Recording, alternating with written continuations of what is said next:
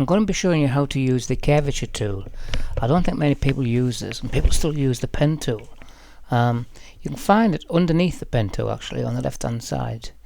So I'm just going to click that, and then I've got a little shape on my artboard there, and I'm just going to click, and as you can see, it wants to arc.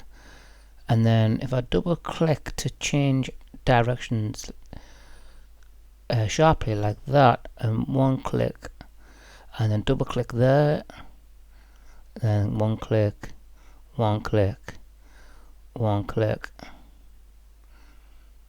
I'll just go back and redo that, and then it just wants to curve all the time, so you get nice even curves.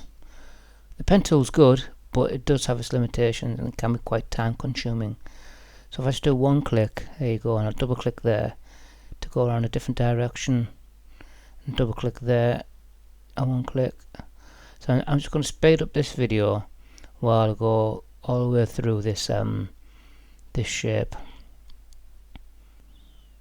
Now I must admit, I'm not an expert in the curve tool. I've only just started to use it, but straight away I've noticed its benefits actually on quickly drawing out curves, especially when you're tracing elements like what I'm doing there.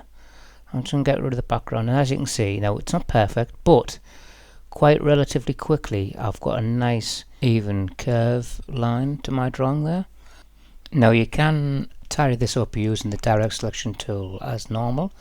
Give it a go, let me know in the comments how you get on, and like and follow for more.